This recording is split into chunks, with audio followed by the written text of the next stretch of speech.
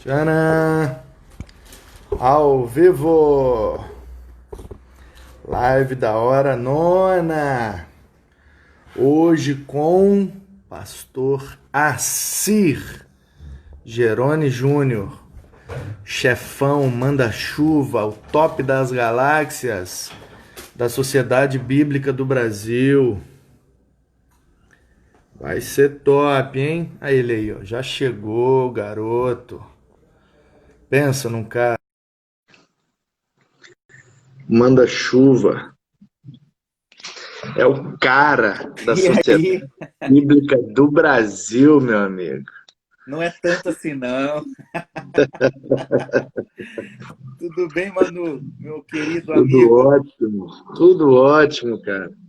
Que bom. Tudo maravilhoso. Melhor agora, né? Sua Prazerzão, presença viu? ilustre. Prazer é todo meu. Tá contigo, Tamo ainda que a junto, meu distância, querido. né? É verdade. Mas em breve estaremos juntos, Se Deus quiser. abraçando e beijando, e caminhando e cantando, seguindo a canção. Vamos que vamos. Meu queridão, se apresenta aí para o pessoal te conhecer, enquanto a turma vai chegando aí. Conta Antes um de eu me pouco aí da sua apresentar, história. Pode falar. eu queria saber o seguinte: o Ah, que o pastor Davi Martins aprontou com você hoje em um grupo do WhatsApp? Eu recebi um revelamento, cara. E diz aí o que ele aprontou contigo. o que que ele aprontou, não. O que que nós aprontamos com ele. O que aconteceu? Na verdade, nós estamos aprontando com ele já há alguns dias. Então, sabe aquele apartamento da bênção? Sei, Então, ele não veio, era para ele vir, né? sim, Mas sim. Paulo Brito cortou as asinhas dele, ele não veio. Aí o Edmilson, você conhece Edmilson, né? Pastor Edmilson, da Assembleia de Deus. Não conheci Itaoca, Bom ainda. Sucesso. Não, ainda não conheci. Então, é um pastorzão, cara, é um paizão, assim, de, de todos nós, entendeu? Ele foi, assim, muito importante na vida do Torres Júnior, entendeu? Ah, E legal. também conhece o Davi, porque o Davi parece que morou perto dele lá e tal, e aí, rapaz, através do Torres, eu conheci o Edmilson, também conheci o Davi, né? A gente está no mesmo bolo aí de De network. amigos.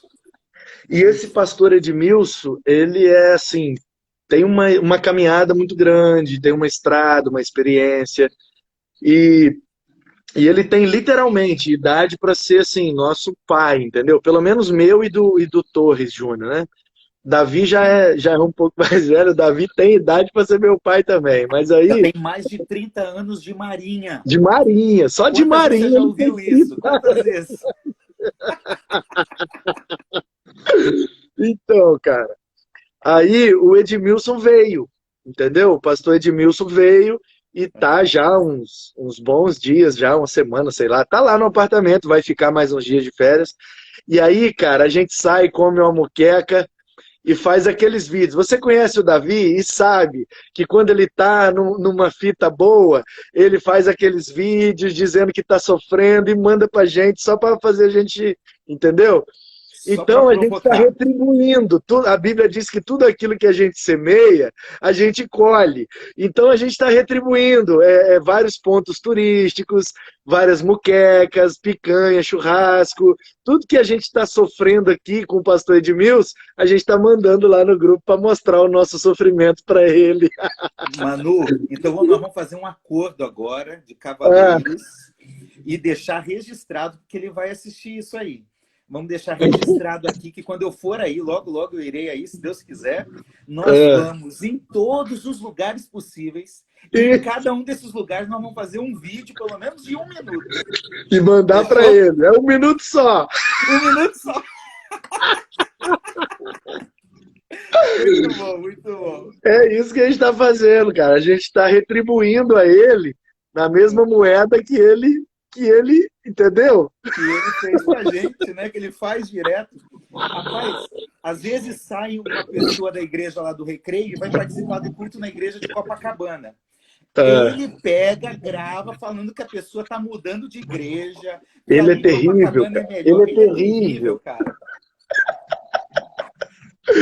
Ele Mas é é um amigão, terrível. né? É um E é amigão, por gente isso fina que a demais. gente gosta dele, é por isso que a gente ama ele. É Porque verdade. ele é essa peça rara, né, cara? É um querido, é totalmente louco, desvairado, hiperativo, mas tem um coração do tamanho do mundo, é um cara servo, é um cara humilde, é É. um cara amigo, parceiro. Eu amo demais o Davi, cara. Amo, amo. Não Eu mudaria também. nada nele. A gente ama ele exatamente porque ele é desse jeito e ponto. É verdade. E outra coisa, eu agradeço a Deus porque ele que fez essa ponte aí para a gente se conhecer. É, cara, é. Eu Ele, agradeço a poxa, isso. ele tem sido uma benção na minha vida. Ele gosta de falar desse negócio de conexões, de Maria, com não sei o quê, tá, tá, tá. É, ele é E ele fantástico. conecta, cara, muita gente. Ele tem me conectado a muita gente boa. E eu sou muito grato, cara. Sou muito grato a Deus pela vida do Davi. E realmente ele é uma benção. Mas em breve ele vai vir. Ele é terrível. Uma hora ele aparece aqui e eu vou Ele, fazer tudo com ele. E ele vai fazer um vídeo em cada lugar e vai mandar para todo mundo. com Esse é o, certeza. esse é o Davi que a gente conhece. É isso aí, é isso aí. Meu querido, mas vamos falar de você. Já tem uma galera boa aí com a gente. Conta um pouquinho aí da sua história, principalmente para minha turma aqui, que não te conhece. Faz um resumo aí da sua vida, seu envolvimento com a igreja, sua conversão lá do Paraná e a sua vinda para o Rio de Janeiro e o seu trabalho aí na Sociedade Bíblica, como que isso tudo aconteceu, como que você foi chamado por Deus, como foi sua preparação, como você exerce o seu ministério, tanto na igreja quanto na Sociedade Bíblica. Faz um resumão aí para gente, para se apresentar para o pessoal. Se eu esquecer de alguma coisa, você lembra aí, tá bom? Tá bom. Tá bom. Bom, vamos lá. Eu sou Assir, sou curitibano, né? Nasci em Curitiba, tenho 40 anos. Ah, eu não lembro quando eu me converti, eu nasci na igreja, né? Meu pai, meu pai já era pastor, então minha vida toda é dentro de igreja, é na dinâmica do ministério pastoral, junto com meu pai, inclusive, uma pessoa que eu admiro, que é uma referência para mim como pastor. Ah, ele é pastor lá no Paraná, também é advogado. E então o meu crescimento se deu lá. Mas em 2005, a chamada ministerial, deixa eu voltar um pouquinho, que foi lá ainda. Então, em 2005, eu entrei na Sociedade Bíblica, mas antes disso eu já tinha essa chamada ministerial. Aliás, eu acho que desde criança, a primeira vez que eu preguei, eu tinha 7 anos de idade. Que Né? isso, cara? Foi muito legal. E aí, depois, com 12, 13, na adolescência, por uns 2 anos, eu continuei pregando. E com 18 anos para 19 anos, casei, logo tive filhos. E ali eu já tinha a convicção que Deus tinha me chamado para o ministério pastoral. Não foi um trovão, não foi uma voz forte, não foi nada disso. Entendeu? Foi a caminhada, foi a experiência com Deus que foi me levando a isso. E Fica eu vermelho, né, irmão? percebia que eu amava fazer isso, Só o então botão. assim foi essa chamada. Em 2005, eu estava pastoreando uma congregação numa cidade chamada Piraquara, que fica bem próximo de Curitiba, Pega a e internet. Ah, tu não não chama. tinha muitas condições financeiras até para ter um salário da igreja, nada disso. E aí teve a Sociedade Bíblica do Brasil estava chegando em Curitiba e eu participei desse processo seletivo. E nesse processo seletivo, com várias outras pessoas, graças a Deus eu consegui entrar ali. Nesse mesmo período, eu estava terminando o seminário, então cuidava de uma congregação, terminando o seminário e entrando na Sociedade Bíblica, e pai de 2 filhos pequenos. Era uma loucura, né? Mas foi uma experiência muito boa, enriqueceu muito a minha caminhada. Então, eu comecei trabalhando na SPB como vendedor. 2 anos depois, eu fui para Porto Alegre como gerente de uma unidade em Porto Alegre. Um ano e meio depois, eu fui transferido para o norte do Brasil. Fiquei durante 5 anos, aproximadamente, em Belém do Pará, cuidando ali da região amazônica, com o trabalho da SBB, com barcos, com várias ações. 40% do território brasileiro ficava ali sob a coordenação desse trabalho. E depois, agora em 2013, já há 7 anos aproximadamente, eu vim para o Rio de Janeiro. E estou aqui no Rio de Janeiro já há 7 anos. Quando eu cheguei aqui, fui procurar uma igreja, encontrei a Igreja Maranata, a Igreja Missionária Evangélica Maranata, que é só aqui do Rio de Janeiro, essa denominação. E estou aqui, então, servindo a Deus nesse ministério bivocacional. Sou pastor na Igreja do Recreio, junto com outros pastores, trabalho auxiliando, e também no ministério da SPB, levando a palavra de Deus, servindo as igrejas, servindo igrejas batistas, presbiterianas, pentecostais, comunidades, todas as igrejas, a gente trabalha servindo por meio de levar a palavra de Deus, levar treinamento, desenvolver traduções, todo esse trabalho dinâmico é o que nós realizamos. Bênção. Para quem não conhece, para quem não sabe dos detalhes e tudo, explica aí para a gente, pastorzão, o que é primeiro, o que são as sociedades bíblicas, né, que tem em vários países. Essa coisa veio lá da Europa e Alemanha, e reforma protestante, cópia dos textos, etc. O que é uma sociedade bíblica? E aí, consequentemente, o que é a Sociedade Bíblica do Brasil? Tá. É o meu áudio que está estranho? Será que é isso que alguém está falando Não ali? sei. É o Simas Doulos aí, ó. O servo, escravo. Simas está dizendo que o áudio está estranho. Deve ser o seu, porque você que estava falando até agora.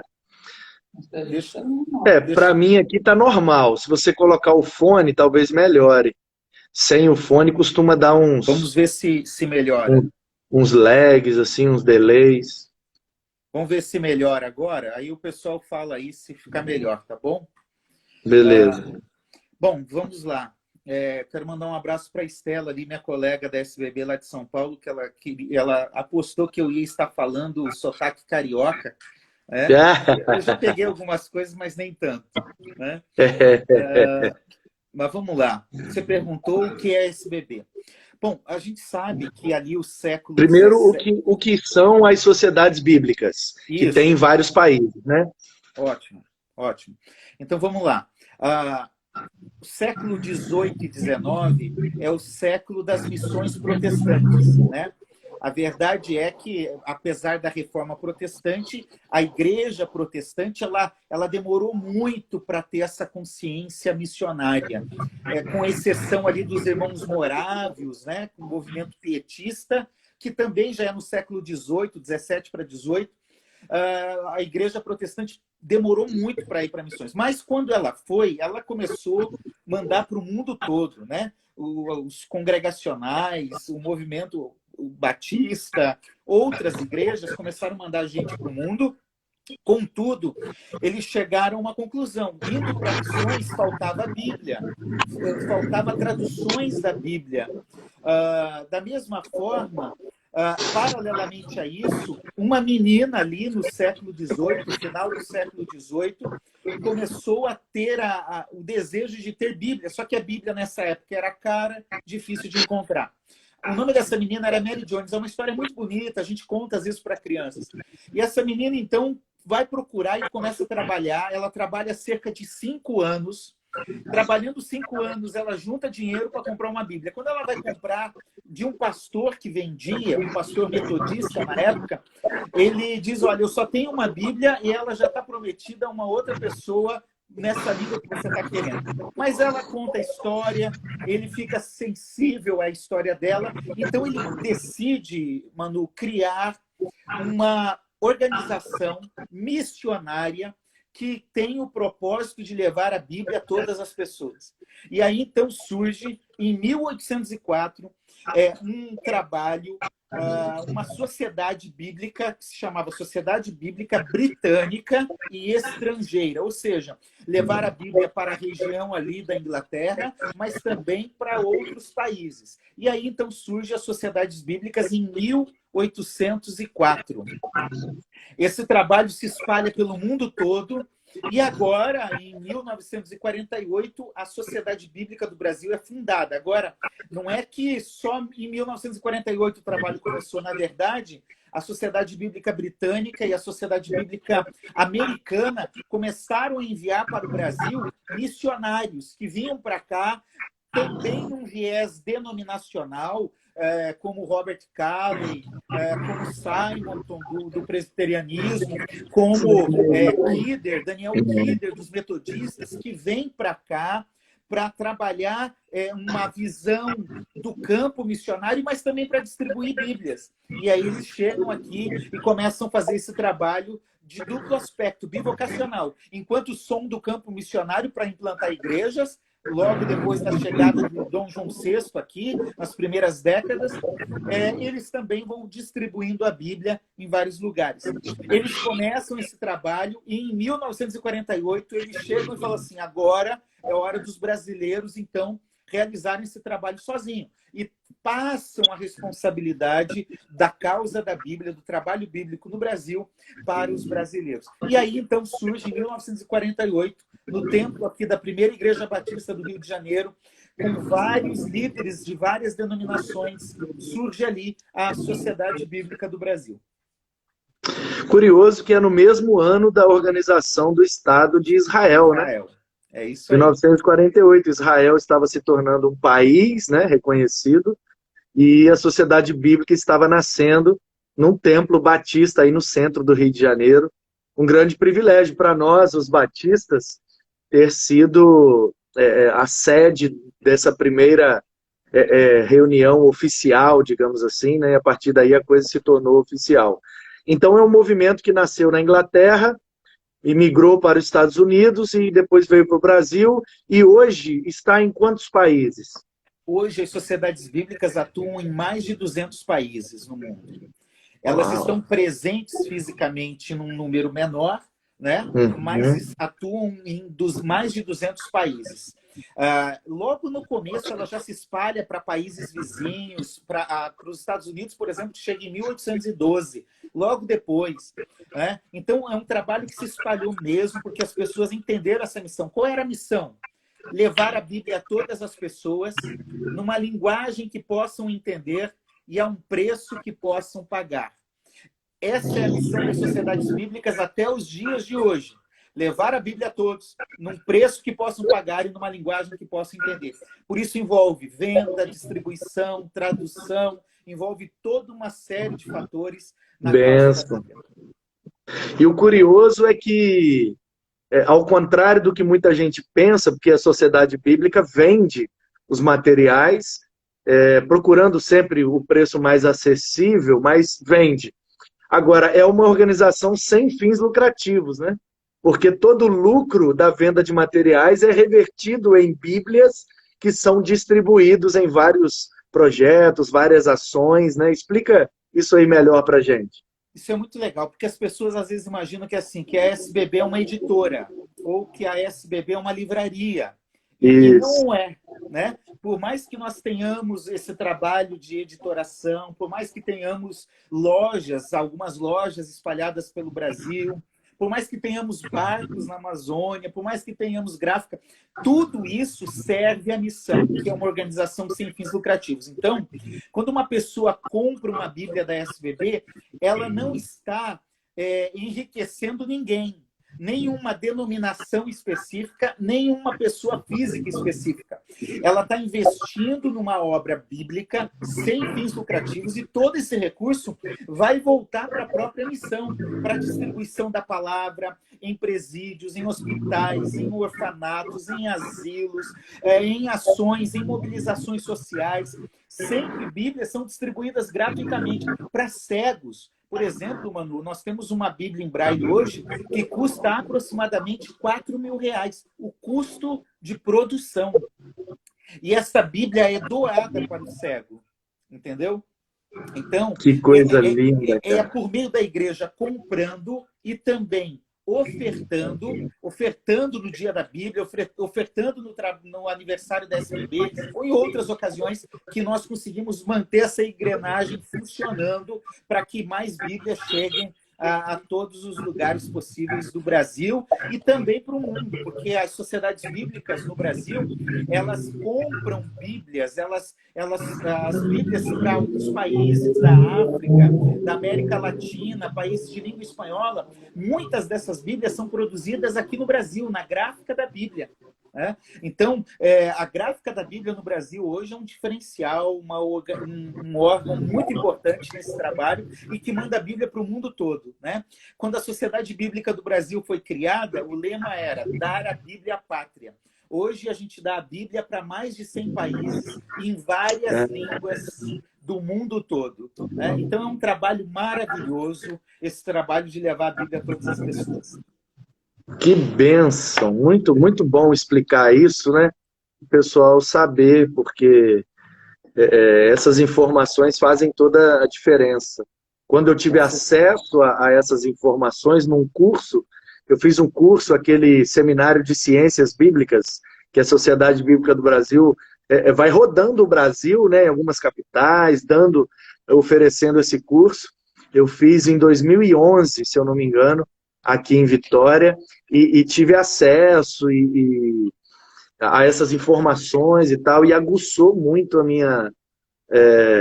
minha sensibilidade para comprar os materiais, para divulgar, falar bem dos materiais, porque quando um material da Sociedade Bíblica é comprado, o lucro daquele material vai ser revertido em produção para doação de Bíblias, ou seja, nós não estamos enriquecendo uma pessoa jurídica, a gente está investindo numa obra missionária de levar a Bíblia a todos os povos, em todas as línguas, e isso é uma bênção, cara, muito, muito, assim, é um privilégio para nós fazer parte disso, saber que quando eu compro um material, eu estou, de certa forma, ajudando a levar a Bíblia para um país, numa língua que eu nem vou ficar sabendo, mas talvez lá na eternidade eu vou ter a consciência de que aquela oferta, quando a gente compra um material da Sociedade Bíblica, a gente está, de fato, ofertando para uma obra missionária. E aí, às vezes, a gente vai ser responsável por ganhar uma vida lá de um país, uma tribo, num dialeto que a gente nunca vai saber em vida, mas que na eternidade a gente vai ter consciência de que cooperou para que isso acontecesse. Isso é muito legal, né? Isso é muito importante. Veja, eu não quero dizer, e não é a nossa ideia, não há demérito Sim, em outras claro, editoras que estão por aí, claro, produzem claro, Bíblias e claro. vendem, que tem um viés comercial, ainda que também tem esse aspecto missional. Não há demérito nisso. Né? Mas a questão que é importante ressaltar é o seguinte, que as sociedades bíblicas, independentemente de ter uma demanda de mercado, independentemente de haver uma comercialização gigantesca, ela sempre vai continuar trabalhando para distribuir a Bíblia. Então, em países hoje em que a lógica do comércio, de mercado já é ampla, que não depende nem mais de grandes distribuição em países da Europa, ou até mesmo nos Estados Unidos, de certa forma, as sociedades bíblicas continuam atuando. Por quê? Porque se só a lógica de mercado dominar isso, qual é o perigo que nós temos? Quem vai produzir Bíblia para índio? Uhum. Entendeu?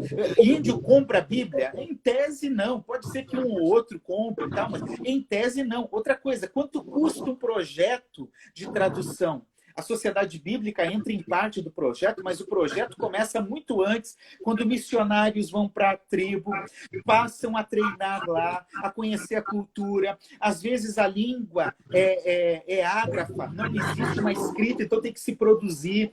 E aí o missionário fica lá 10, 20, 30 anos para traduzir a Bíblia para o Novo Testamento. Entendeu? Aí termina a tradução, tem que mandar para revisão, tem que mandar para editoração, para diagramação, e tem que fazer tudo isso. E aí a Sociedade Bíblica entra, diagrama, faz essa parte editorial, publica e entrega. Então, é um trabalho que não tem lógica de ganho, de mercado. para o cego, Manu, a gente tem uma população cega enorme no Brasil. Qual pessoa hoje tem coragem de pagar R$ 4.000 numa Bíblia? Esse é o custo da Bíblia em Braille. Vamos aprofundar isso. Qual cego hoje pode chegar e falar assim, eu quero dar R$ 4.000 na minha Bíblia? Pode até ter um ou outro por aí, mas não é comum. Então, o que nós fazemos? Nós pegamos essa Bíblia e levamos um volume a cada 3 meses. A Bíblia tem 39 volumes, 38, 39 volumes com o guia de leitura. Dá 2 metros de altura. Tá? E o fato é que não dá para falar, quando você for pregar e tiver um cego que tiver que levar a Bíblia, você tem que avisar o texto antes, senão ele vai entrar na igreja com um carrinho de mão, com as Bíblias ali em cima, entendeu? Porque é muito volume. Então, ele... É quase igual a primeira Bíblia que o Gutenberg fez lá, né? Quase no isso. século XVI, aquela Bíblia enorme, né? Quase isso, né? São 38 volumes. Então, ele vai recebendo um volume a cada 3 meses, até completar a Bíblia toda. Olha, a experiência, Manu, eu não sei se você já teve essa oportunidade de ler um cego, de ver um cego, melhor dizendo, lendo a Bíblia, porque ele pode até ouvir, tá? E alguns preferem isso, mas a maioria diz assim, não, a minha linguagem é o braille, eu quero ler, eu quero sentir. Então, a experiência de ver um cego lendo a Bíblia em braille é emocionante, você chora. Eu vi um vídeo curto muito impactante. O cara assim lendo e o semblante dele mudando assim à medida que ele ia passando os dedos, ele ia meio que imaginando, eu acho, a cena, lendo ali os evangelhos, Jesus, o barco e a tempestade e tal. E, cara, realmente é uma coisa fascinante. Que trabalho, que trabalho. Fascinante. É algo muito especial. Além disso, Manu, nós também levamos, por exemplo, agora, as pessoas não estão comprando Bíblia, as igrejas estão fechadas, as livrarias estão fechadas. Então, e aí, a causa da Bíblia terminou? Não. Há uma demanda crescente de levar a Bíblia para os profissionais da área da saúde, por exemplo. Há uma demanda crescente de levar a Bíblia para as pessoas menos favorecidas em comunidades que estão lá desesperadas, no isolamento, às vezes sem recursos, sem nada, e que precisam da palavra de Deus, precisam de uma palavra de esperança. Por quê? Cesta básica, alguém se mobiliza e leva, roupa, máscara, remédio, alguma coisa acontece, né? O governo dá o auxílio, alguma coisa acontece. Mas e esperança? Onde as pessoas vão encontrar? Né? E nós sabemos que a Bíblia é a palavra de Deus, que resgata a esperança, que renova a fé, que tira o medo. Então, por exemplo, uma Bíblia, nós elaboramos uma Bíblia assim, de forma rápida, que se chama Bíblia Vencendo o Medo. Eu até trouxe ela aqui para você dar uma olhada. Ó. Que bênção! Essa foi feita por causa da pandemia, para distribuir na pandemia. Para distribuir na pandemia. E aqui, cara, que legal. Você tem um encarte de estudo sobre como vencer o medo nesse tempo de que as pessoas estão inseguras. O que vai ser do meu trabalho? E aí vai guiando a pessoa pelas páginas, nos versículos que vai trazendo esperança ao coração da pessoa. Que legal. Tem um encarte inicial, onde tem um estudo bíblico sobre como vencer o medo. Todo tipo de medo. Né? E então, a palavra de Deus precisa chegar. Há uns 15 dias aproximadamente, até está no meu Instagram isso, eu fui num hospital aqui onde a gente levou máscara para as crianças por meio de uma parceria com uma organização missionária aqui da Baixada, e levamos Bíblia para os profissionais de saúde. O diretor do hospital desceu e foi lá receber, e feliz da vida. Por quê? Porque resgata a esperança, a dignidade, o amor, e percebe que há alguém se importando com eles. Então, a Bíblia tem que chegar para quem não pode receber. No hospital, no presídio, a Bíblia tem que chegar. E essa é a missão da SBB. O ano passado, em 2019, a SBB atendeu aproximadamente 600 mil pessoas que receberam, por meio de parcerias com organizações, com mobilizações, com igreja, essas pessoas receberam um atendimento social em algum momento e receberam uma Bíblia ou um Novo Testamento, ou uma criança recebeu um material infantil, enfim, muita coisa, né? Então, é um trabalho realmente maravilhoso. Eu amo trabalhar na SBB, porque eu faço o que eu amo, é um ministério e eu ainda ganho para isso, né? Então, é uma bênção estar aqui. Rapaz, é exatamente isso. Hoje eu conversava com o pastor Edmilson, que é daí do Rio, está passando uns dias aqui, está no meu apartamento em Guarapari, e a gente estava conversando sobre isso. E estávamos fazendo hoje um passeio, fomos ao Convento da Penha, e subindo para o Convento da Penha, ele contou uma história. A gente estava falando sobre isso, sobre o privilégio que nós temos de ganhar a vida, né, entre aspas, do Evangelho e através do Evangelho. E aí ele disse assim, eu nunca me esqueço de uma entrevista que o Newton Santos, jogador do Botafogo, da época do Garrincha e tal, o Newton Santos dizendo que toda vez que ele ia ao escritório lá do Botafogo para receber o pagamento, chegava lá e aí vários jogadores enfileirados entravam um de cada vez para assinar o contra-cheque e tal. E aí o pessoal contava, e ele confirmou nessa entrevista, que toda vez que ele saía do escritório do Botafogo com o cheque do pagamento, ele balançava e dizia assim, eles ainda me pagam para isso. Hoje o cara jogava bola, né? A brincadeira preferida de criança. O cara cresceu, continuou brincando, jogando bola e ainda ganhava para isso? Poxa vida! E eu comentava isso com o pastor Edmilson. Cara, a gente está na beira da praia, comendo muqueca, pregando o evangelho, transformando vidas, alterando a eternidade das pessoas, restaurando famílias, dando propósito e sentido, e a gente ainda ganha para isso. Cara, não tem como reclamar, não. E gravando vídeo para o Davi Martins. Essa é a melhor parte. Eu não posso esquecer disso, né? Muito bom, muito bom.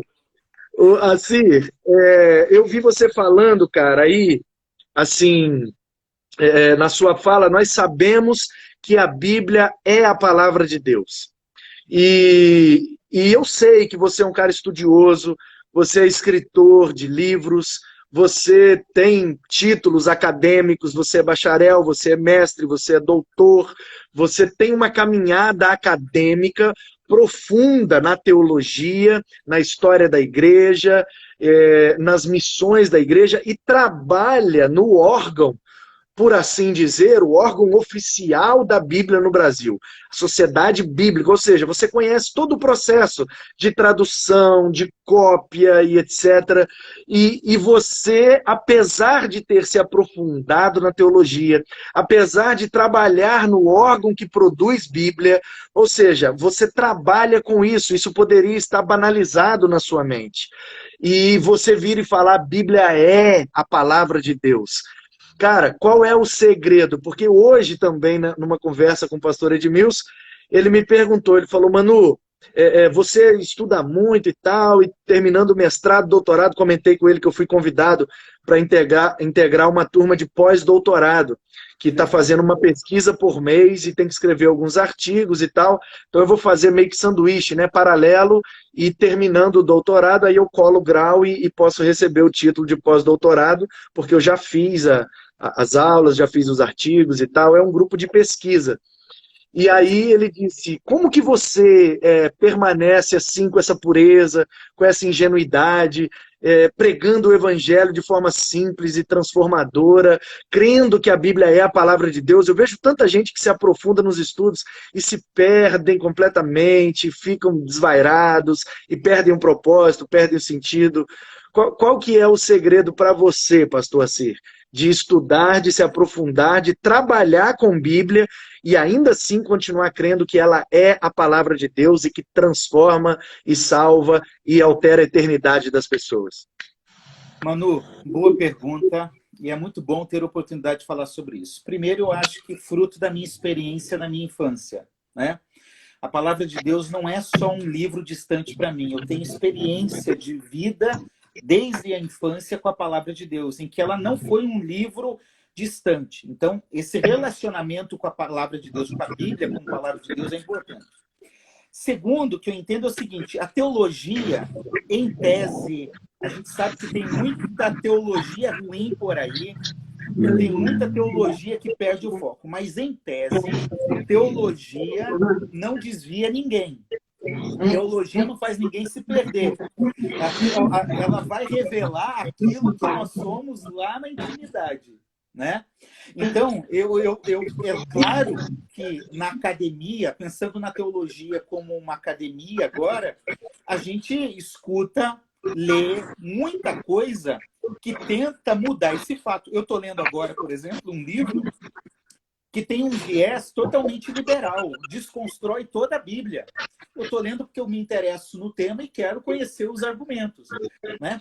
E eu vejo quanto os argumentos são inconsistentes. Então, teologia, ela não vai esfriar ninguém. Ela vai revelar, ela vai te aproximar de Deus, ou só vai revelar aquele distanciamento que já existia ali, tá? Terceiro, é que tipo de teologia, e isso eu me preocupo muito, Manu, quais os tipos de pastores que nós teremos para a próxima geração? Sabe por quê? Pela SBB, a gente vai em muito seminário teológico, tá? E eu já fui em seminários teológicos do sul ao norte do Brasil. E me preocupa muito uma instituição acadêmica que tem uma proposta de formar pastores dando qualquer tipo de teologia que não tem nada a ver com a formação que um pastor precisa. E aqui eu quero fazer uma distinção. Não quero dizer que a teologia acadêmica, esse academicismo não tem a sua importância dentro desse viés acadêmico. Uma discussão especulativa, acadêmica, ela é importante e é necessária. Contudo, eu tenho que ter bem ciência, Manu, de qual é o trilho que eu estou pegando, qual é a teologia que eu estou andando. Então, quando eu vou num seminário, eu olho a grade curricular. Peraí, que tipo de proposta tem isso daqui? Quando eu vejo as disciplinas que ali estão postas, eu já sei se aquele viés vai ser pastoral ou se vai ser mero academicismo. E eu não estou querendo dizer que um não esteja atrelado ao outro nessa formação teológica. Então, primeiro, saber que a teologia que me formou e que eu procuro para a minha vida é uma teologia a serviço do reino de Deus e não uma mera especulação filosófica e debates. Eu li o que a teologia liberal disse, eu li argumentos de teólogos liberais que desconstroem a Bíblia, crítica das fontes, das formas, crítica de tudo, mas eu li também o que a teologia mais conservadora diz.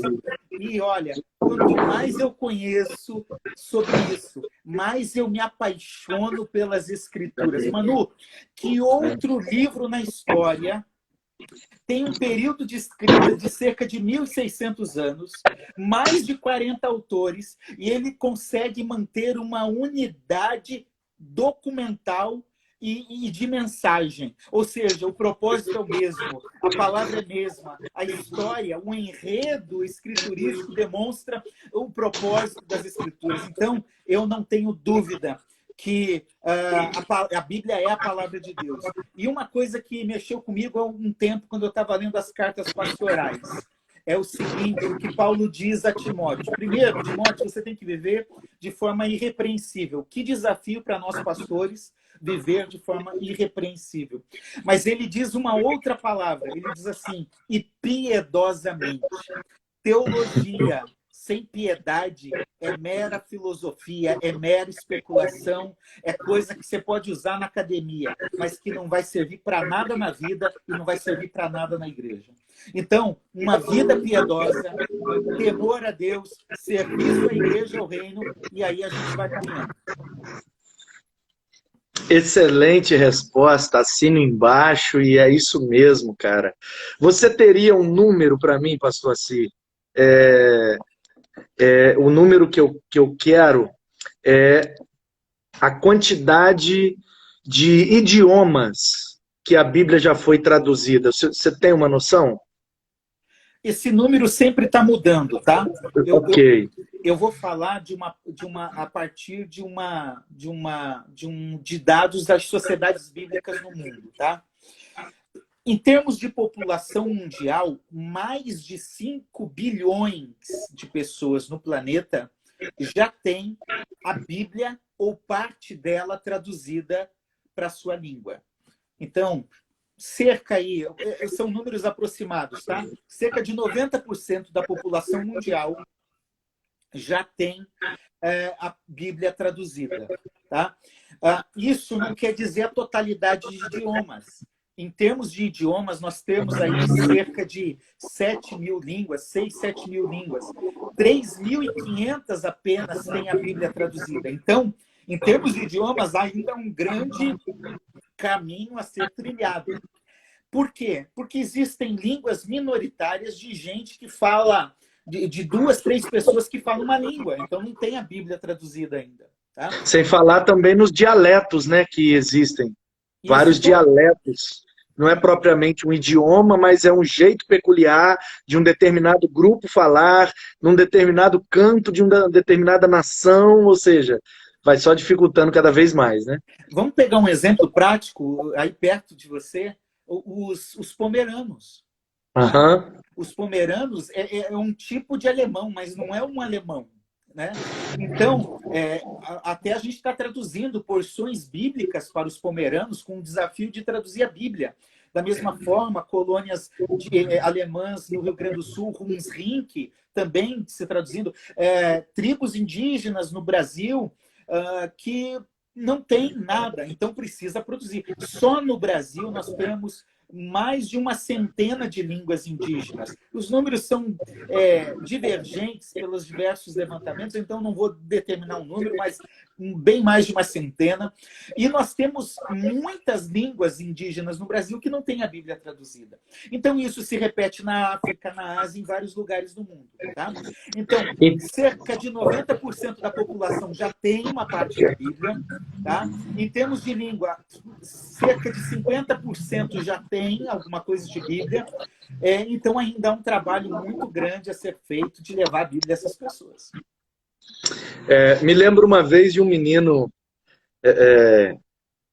rebelde, no seu primeiro ano de faculdade, descobriu a filosofia e um professor de filosofia ateu colocou umas minhocas na cabeça dele e ele veio para cima de mim com alguns argumentos. E eu vejo muitos meninos, muitos jovens de nossas igrejas sendo provados quando ingressam na faculdade, na universidade, porque, de certa forma, a nossa doutrina está muito rala, muito superficial. A gente vai doutrinando os meninos, ensinando historinha bíblica.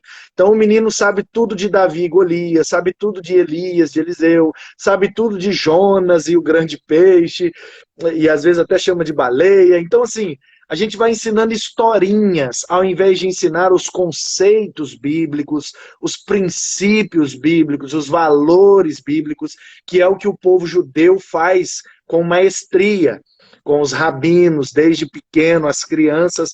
Eles não aprendem as historinhas bíblicas, eles aprendem os conceitos envolvidos naquelas histórias. E aprendem teologia, de fato.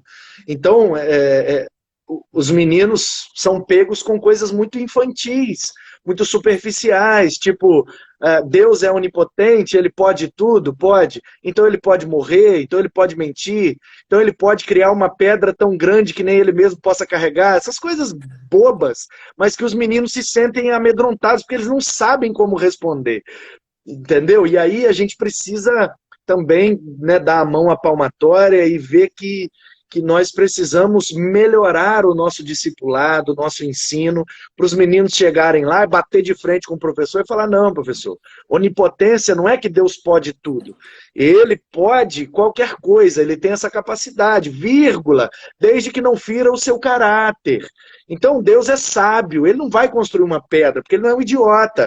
Deus é santo, então ele não pode mentir. Deus é amor, então ele não pode. Deus é a fonte da vida, então ele não pode morrer.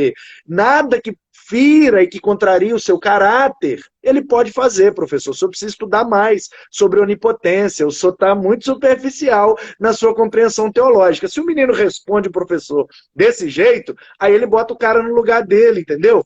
A gente precisa, assim, de uma vez por todas, cara, preparar os nossos meninos. Coisa mesmo de preparar para a guerra, sabe? Como dizia o Spurgeon, você não pode fazer um homem, um soldado de guerra a partir de um pé de banana. Você tem que pegar esse cara e protegê-lo. Você tem que botar um capacete nele, você tem que botar um colete à prova de balas, você tem que botar uma bota, um fuzil com vários pentes reserva, você tem que botar materiais de primeiro socorro. Você não faz um soldado de guerra com um pé de banana. Isso aí. Então, a gente precisa, cara, sabe, ensinar a Bíblia, ensinar teologia, sabe, ortodoxa e piedosa, para os meninos chegar na faculdade rasgando a taioba com os professores, deixando todo mundo doido, sabe?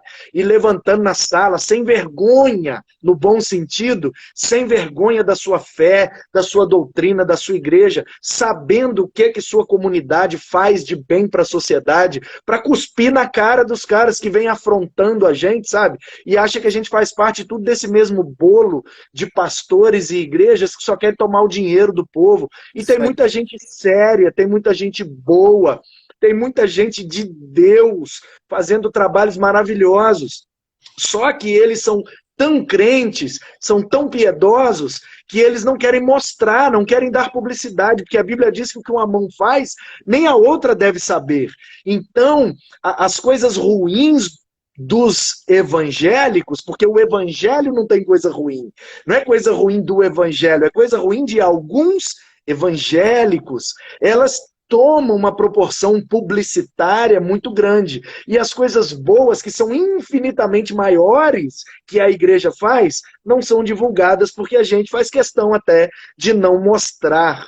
Então, pastor Assir, o que é que a sociedade bíblica, o que é que a igreja pode fazer nesse tempo para municiar melhor nossas crianças, nossos adolescentes e nossos jovens, para que eles tenham respostas na ponta da língua e possam afirmar, como você e como eu acabamos de afirmar, mesmo tendo estudado muito, continuamos crendo que a Bíblia é a palavra de Deus.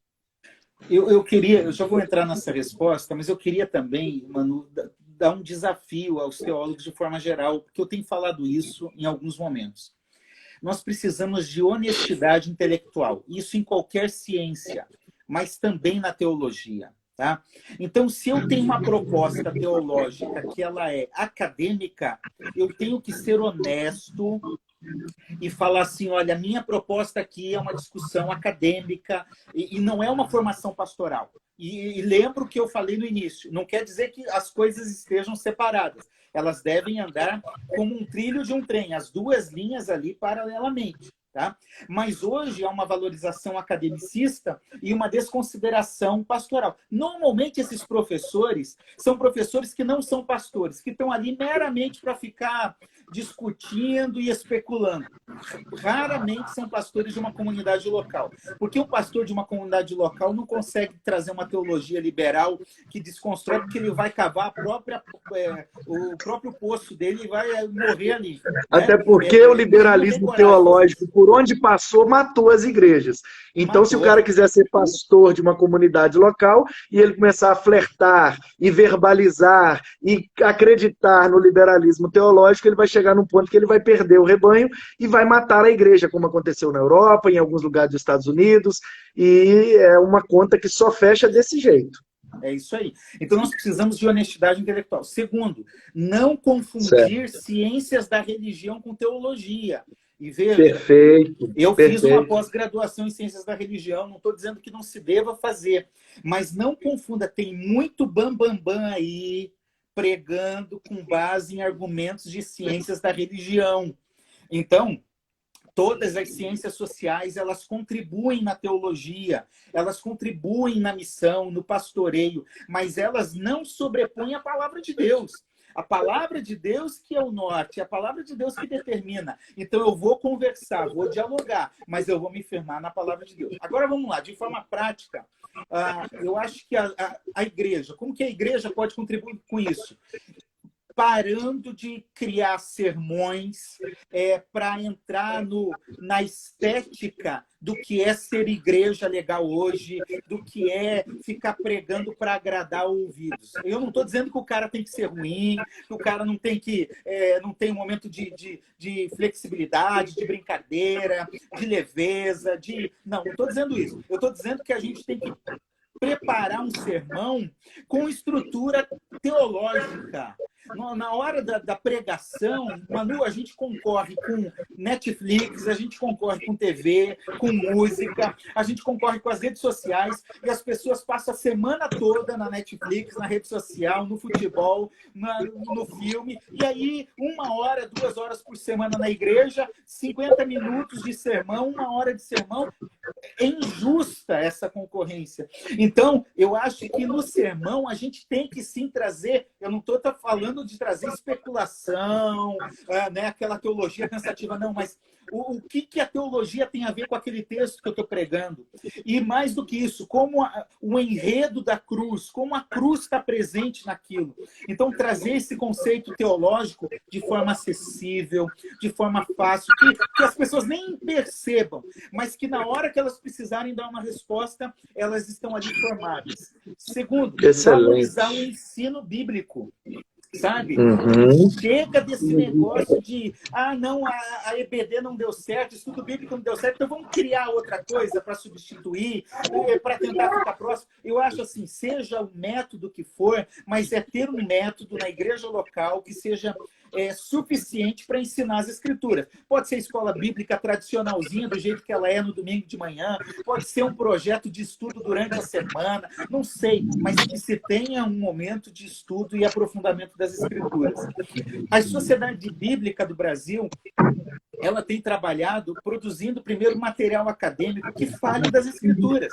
Nós temos excelentes obras de caráter histórico, de caráter teológico, que falam da Bíblia, que mostram a Bíblia, que mostram a história da Bíblia, a veracidade da Bíblia, os documentos da Bíblia. A Sociedade Bíblica do Brasil produz vários materiais acadêmicos, são poucas sociedades que fazem isso no mundo. Então, o texto grego, o texto em hebraico, dicionários, ferramentas que auxiliem na pesquisa, aplicativos que hoje estão aí sendo utilizados pelas sociedades bíblicas de forma ampla, para aproximar as pessoas, bíblias de estudo que hoje são fundamentais para uma pesquisa. Então, por exemplo, a gente tem boas bíblias de estudo e a SBB, por ser uma organização interdenominacional, nós temos bíblias de estudo que servem uma linha mais reformada, uma linha mais pentecostal, uma linha mais batista, que serve a todos. Então, quando nós queremos, nós podemos ir, aprofundar o conhecimento, buscar esse conhecimento e servir a igreja, né? A gente precisa ter esse coração de servo, realmente, de realizar uma missão que transforma essa realidade, e isso acontece por meio do Evangelho de Jesus, por meio de uma vida que prega, não só da voz que prega, mas de uma vida que prega e que mostra a importância da fé, a importância do Evangelho nos dias de hoje. Perfeito, pastorzão, perfeito. Muito, muito, muito bom. Que pena que está chegando ao final. A gente só tem mais 5 minutos, porque o Instagram só deixa a gente fazer lives de até 1 hora, né? E 1 hora é muito pouco para o conteúdo que você tem, para a sua experiência, para a sua bagagem, mas já é uma fração muito boa que a gente pôde degustar nessa noite, né? Um privilégio para mim bater esse papo com você, uma bênção para mim ter acesso à sua amizade, à sua companhia. Você é um presente de Deus através do Davi para a minha vida, e que privilégio. E realmente, a gente precisa voltar, porque não é muito difícil, pastor Assir. O mais difícil é fazer as outras coisas. É transformar a igreja num clube, num momento de autoajuda, de coach, de seja lá o que for. É mais difícil do que fazer o beabá que Jesus mandou. A agenda da igreja está pronta, Mateus 28, a partir do 19. Para fora, evangelização, ide e pregai. Para dentro, edificação, ensinando-os a guardar. Para fora, a gente vai buscar, para dentro a gente vai ensinar. E é assim que o evangelho vai perseverando e sendo preservado através das gerações. E não é muito difícil. Me lembro uma vez, num diálogo com um desses jovens que eu disse que entra na faculdade e fica lá meio vislumbrado e tal, e ele falou, eu não acredito mais na Bíblia, eu não acredito na Bíblia porque é um livro escrito por homens. E aí, quer dizer, uma pessoa que não tem o mínimo de formação bíblica e teológica entra nessa coisa de que é a palavra de Deus e Deus revelou. Não, meu amigo, a Bíblia foi escrita por homem sim, mas espera aí. Se você não acredita na Bíblia porque foi escrito por homem, então você não acredita em nenhum outro livro. Porque o livro de história que você lê foi escrito por um homem. O livro de física que você lê foi escrito por um homem. Você está fazendo faculdade de quê? De administração, de marketing, não sei se você sabe, mas Philip Kotler, que você tanto gosta, ele é um homem. Então, meu querido, a questão é em que homem nós vamos acreditar. Você preferiu acreditar no Kotler, eu preferi acreditar no Davi, no Moisés, e cada um com o seu homem preferido, cara. Você gosta do Nietzsche? Pois bem, eu gosto do Paulo. Isso aí. Cada um com o seu filósofo preferido. Você gosta como é que é um também bom aí que eles gostam ultimamente? Drucker, que também é da área de administração, eles gostam. E de filosofia, né, ateísta e tal. Você gosta? Pois bem, cara, eu gosto do Salomão, porque para mim Eclesiastes é uma filosofia muito mais completa do que a desse cara. Sabe? Então, assim, o que falta às vezes um pouco é a gente ter o básico do conhecimento, não é? Precisa ser bacharel, doutor, pós-doutor, mestre. Se a gente tiver o básico, rapaz, a gente já bota esse povo na parede. Eu não acredito que Deus existe. Eu também não, meu amigo. Deus não existe, eu existo, você existe, porque nós fomos criados. Aquele que não foi criado não pode existir. Aquele que cria, ele é. Ele não existe, eu existo. Meu pai dizia o seguinte... Você existe, sabe? Então, assim, são coisas básicas que a gente precisa se botar os pontos nos is direitinho e a gente aprender o beabá, o feijão com arroz ali bem temperadinho, bem trabalhadinho, seja... num culto de doutrina semanalmente, seja numa escola bíblica dominical ou dinâmica, num domingo ou em qualquer outro dia da semana, não importa a metodologia, o horário ou a dinâmica, importa que o conhecimento de princípios e conceitos da Bíblia sejam ensinados para que a igreja esteja mais robusta, para quando vierem esses questionamentos, a gente tirar de letra, sabe? E botar essa turma no bolso, pastor, porque a gente tem muitos meninos inteligentes no nosso meio. A gente tem uns meninos aí, rapaz, aguçado, com os neurônios fresquinhos, pra gente jogar um monte de coisa boa neles, e eles sair. Eu me lembro, eu estava fazendo uma... Eu não lembro se era uma licenciatura que eu estava fazendo, uma outra licenciatura que eu tenho, de filosofia, ou se era acho que era uma pós que eu fiz em docência do ensino superior. E o professor disse assim, agora nós vamos entrar numa matéria e numa aula que é o futuro da educação. EAD, Educação à Distância. E aí ele começou uma aula de EAD e como a educação à distância seria o futuro da educação. Aí eu levantei a mão e falei com ele, mas professor, isso aí é antigo. Isso aí tem 2000 anos que já usa essa metodologia de educar à distância. Aí ele falou, rapaz, você bebeu, você usou droga, você tá maluco? Eu falei, não, porque o apóstolo Paulo ensinou à distância várias pessoas e várias igrejas, enviando cartas. Nós só mudamos a tecnologia, professor, mas educação à distância já existe faz tempo. Aí ele travou e falou, você é padre? Eu falei, não, senhor. E você é pastor? Eu falei, sim, senhor. E você estudou o quê? Eu falei, sou bacharel em teologia, sou papapá, e cuspi meu currículo na lata dele, aí ele... muito boa a sua colocação. Continua dando a aula. Quando deu o sinal do intervalo, ele grudou na minha cadeira. Ei, vem aqui. Gostei desse negócio que você falou e tal.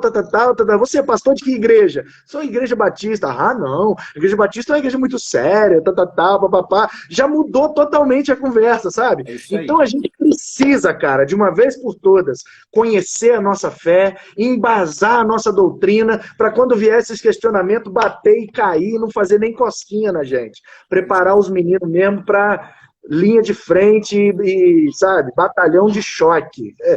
É isso aí. E esse conhecimento está disponível, Manu. A gente só tem que buscar. Só tem que trabalhar, Exato, exato. comparar, sabe? Confrontar e ir para a batalha.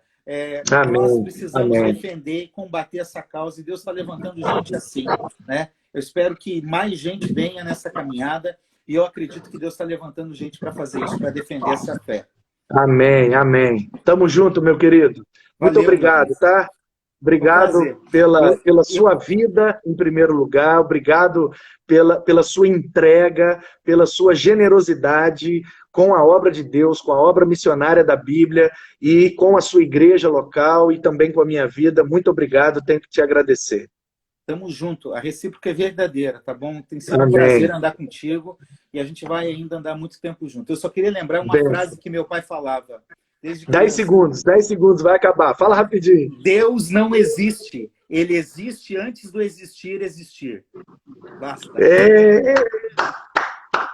Deus abençoe.